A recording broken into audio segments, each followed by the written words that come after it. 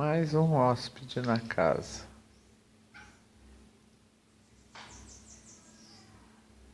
Comendo a comida do Pitico.